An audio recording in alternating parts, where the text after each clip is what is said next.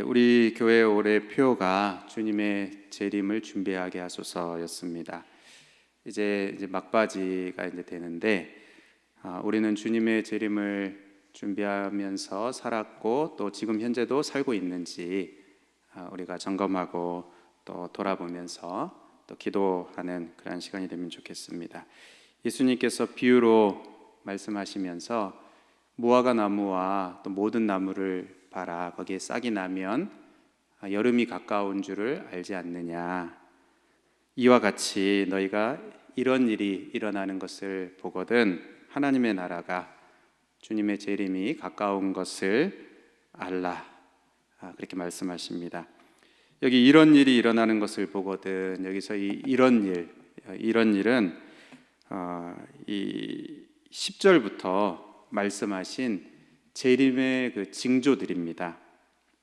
거기에는 전쟁도 있고요, 또 지진도 있고 기근도 있고 그리고 전염병도 있고, 그리고 또 예수님 이름 때문에 이 성도들이 또 핍박을 받고 박해를 받는 그러한 일들, 이런 일들이 다 그 예수님이 그 재림하실 주님의 재림에 대한 그 징조라는 것입니다. 이런 징조들을 겪으면서 생각해야 될 것이, 그냥 살기가 힘들다, 또 너무 어렵다, 참 이런 일들이, 충격적인 일들이 있구나, 이런 것만이 아니고 예수님의 재림의 때가 가까이 왔구나, 그것을 생각해야 된다는 것입니다. 여기 여러 징조들 중에 그 한 가지가 그 예루살렘의 멸망입니다. 그런데 이 예루살렘의 멸망이 있을 때 오해하지 말 것은, 이것을 재림의 징조로 알되, 이제 주님의 재림이 가까이 온 것의 한 징조로 그것을 받아들이고 알되, 지금 이제 이 재림의 때가 이제 정확히 지금 이 순간이 재림의 때다, 이렇게 오해하지는 말라고 말씀하십니다. 그러니까 그 예루살렘이 멸망하는 그때가 바로 재림의 때다, 이렇게 오해하게 되면 거짓 선지자들, 그들의 이제 미혹을 받게 되고, 그래서 그 주님의 재림을 이렇게 잘못 준비하게 된다, 그것을 그렇게 오해하면 안 된다, 그렇게 말씀하십니다. 그러면서 이제 32절에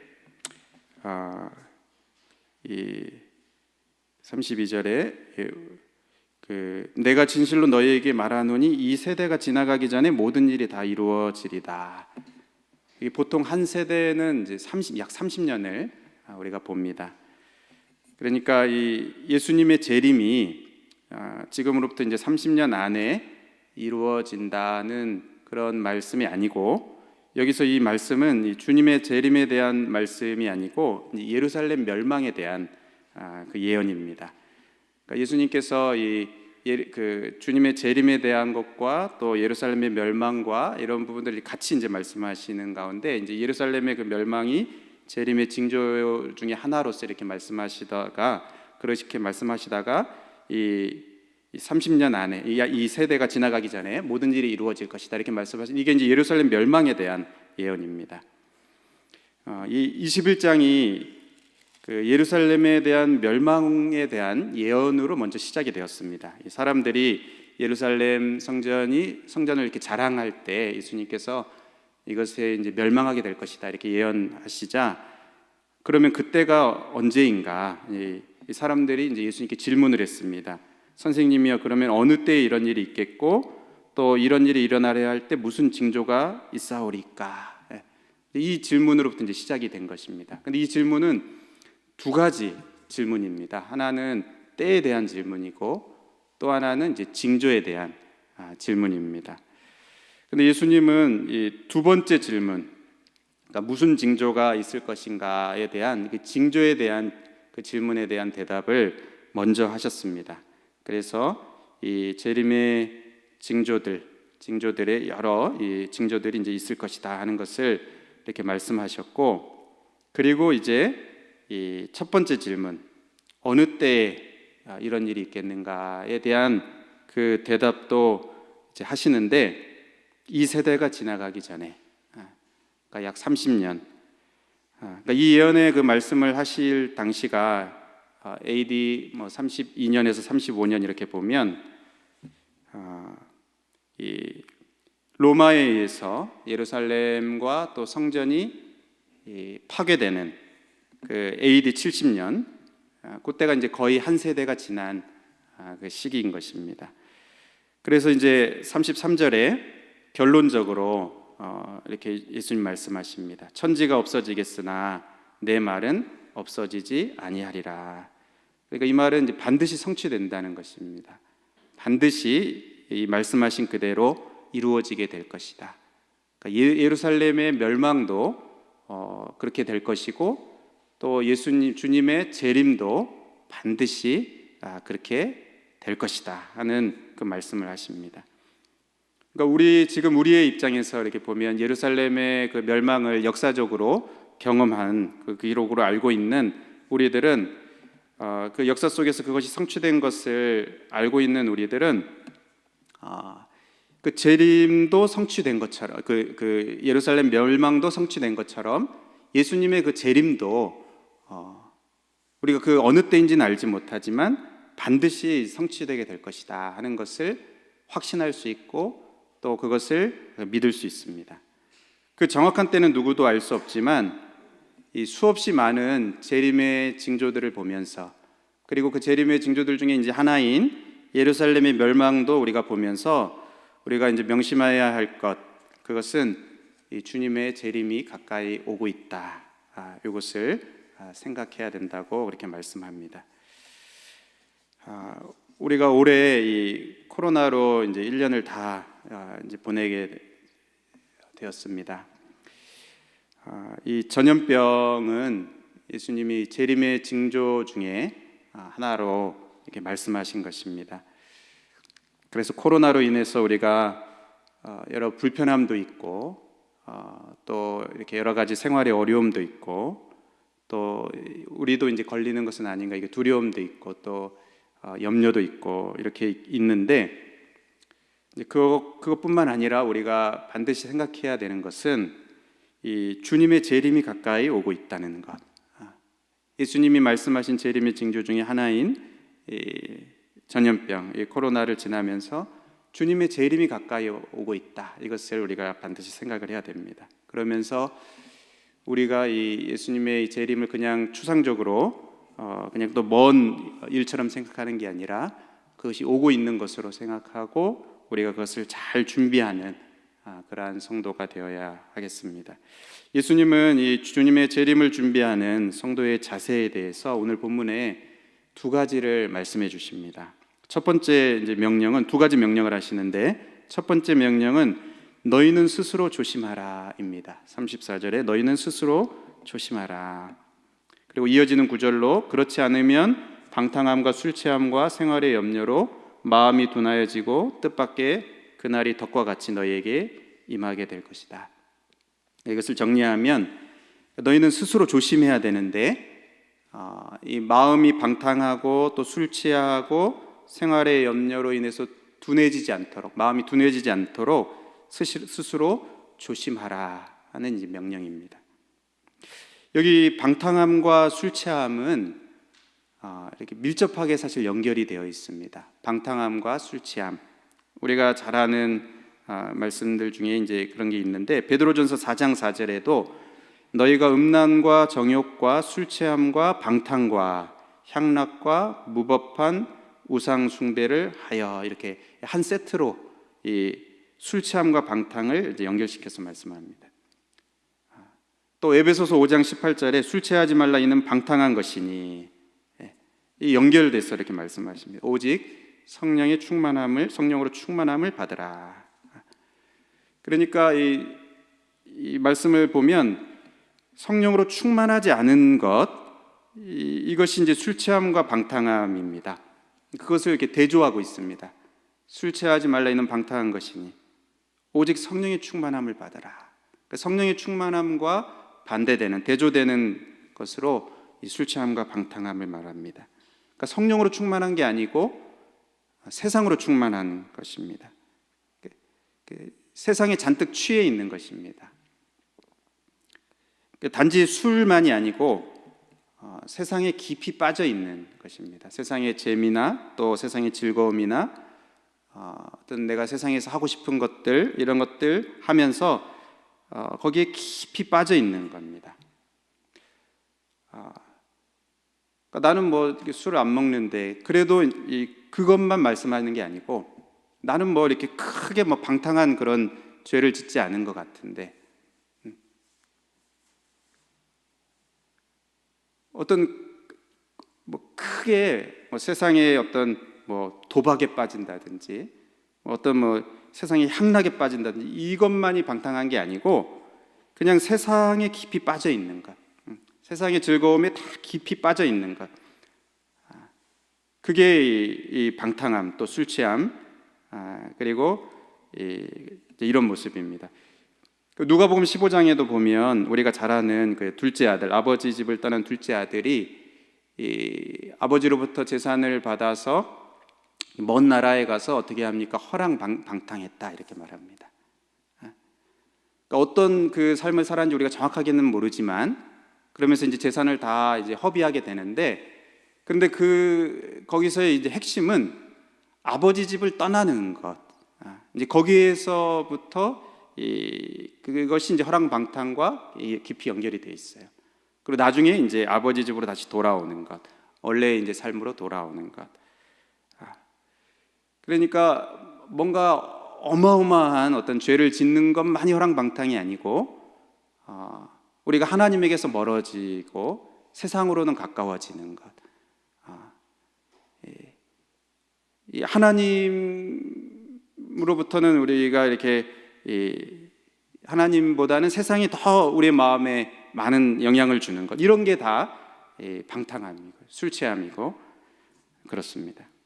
생활의 염려는 어떻습니까? 이 생활의 염려는 이 땅의 이 생활에 대해서 염려하는 것입니다.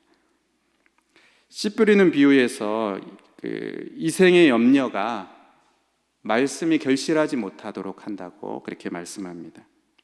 누가복음 8장 14절에 가시떨기에 떨어졌다는 것은 말씀을 들은 자이나 지내는 중 이생의 염려와 재물과 향락의 기운이 막혀 온전히 결실하지 못하는 자요. 그러니까 말씀은 들었지만 이 염려에 막혀서 말씀이 열매를 맺지 못한다고 경고하십니다.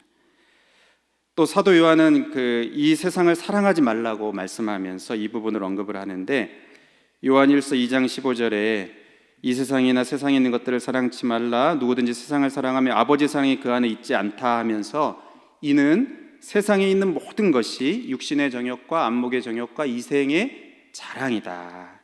이게 다 아버지께로부터 온 것이 아니고 세상으로부터 온 것이다, 그렇게 말씀합니다.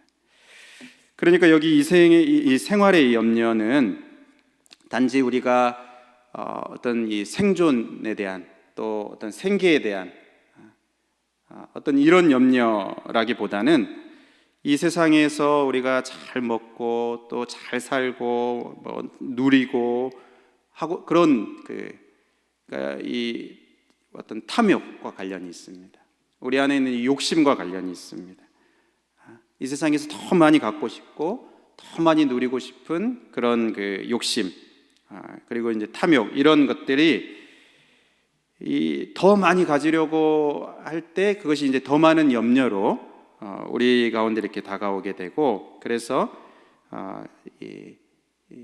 마음이 이렇게 둔해지게 되는 그런 일들이 있게 된다, 이렇게 경고합니다. 결국 여기 방탕함, 또 술 취함, 또 생활의 염려는 우리의 마음이 이 땅의 것들로 가득 차 있는 것, 그리고 하나님 나라에 대해서는 이제 둔해지는 것, 하나님에게서는 멀어지고 세상과는 아주 가까워지는 것.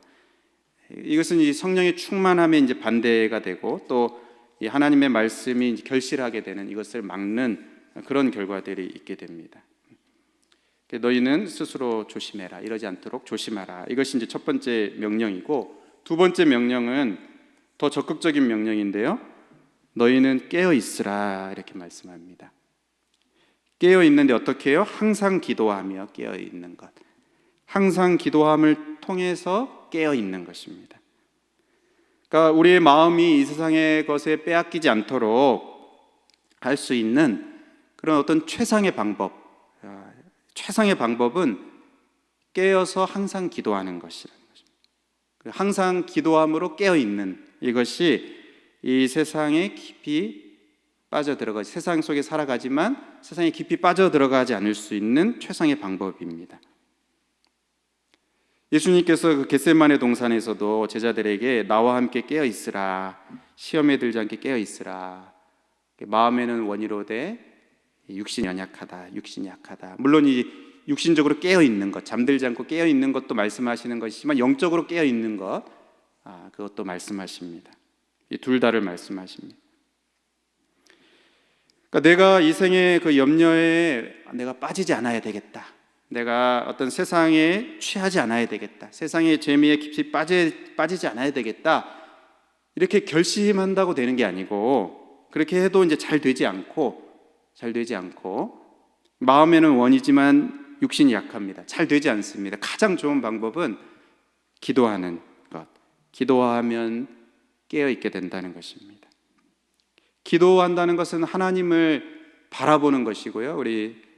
또 우리 지난 오후에도 이제 바라봄의 법칙이 하나님을 바라본다는 것이고, 기도한다는 것은 하나님을 의지하는 것이고, 또 기도한다는 것은 하나님과 시간을 보내는 것이고요. 우리가 기도할 때 염려를 극복할 수 있고, 또 기도할 때 낭망하지 않고 또 소망을 가지게 될 수 있습니다. 예수님은 지금 이렇게 말씀하신 것처럼 항상 기도함으로 깨어 있으셨습니다. 이어지는 37절에 보면 우리가 읽지 않았지만, 예수께서 낮에는 성전에서 가르치시고 밤에는 나가 감람원이라 하는 산에서 쉬시니. 물론 이 밤에 육체적으로 쉬셨다는 그 말씀이지만, 이 감람원이 어떤 곳입니까? 예수님의 기도의 처소였습니다. 기도의 동산이셨어요. 다음 장에 누가복음 22장 39절에 예수께서 나가사 습관을 따라 감람산에 가시매, 거기서 이제 겟세마네 기도를 하시지 않습니까? 예수님의 기도의 동산이셨습니다. 여기서 우리가 이제 하나 적용해 볼 수 있는 게, 여러분, 우리는 이 기도의 동산이 있습니까? 나의 기도의 동산, 나의 기도의 처소, 나의 기도의 골방. 이게 우리가 이 세상에 깊이 빠지지 않을 수 있는 적극적인 방법인 것입니다. 깨어 있을 수 있는 적극적인 방법입니다. 나의 기도의 처소가 있는가? 그러니까 우리가 이제 기도해야지, 기도를 많이 해야지, 이게 아니고 구체적으로 내 기도의 처소가 있는가? 예수님께 그 습관을 따라 가시는 감람원이라는 곳이 있었던 것처럼 기도의 처소가 있는가? 이것을 한번 우리가 적용해 봐야 됩니다. 새벽일 수도 있고, 금요일 기도 시간일 수도 있고, 우리 예배 시간일 수도 있고, 개인적으로 매일 또 하루 중에 언제 하나님 앞에 나아가서 또 기도하는 그 시간, 그것이 있는가? 아주 구체적으로 우리가 적용해 볼 수 있는 것입니다. 재림의 징조는 차고 넘칩니다. 오늘날도 지금도 마찬가지입니다. 지금 우리가 그 한복판에 있습니다. 코로나가 또 그것을 말합니다. 주님의 재림이 가까이 오고 있습니다.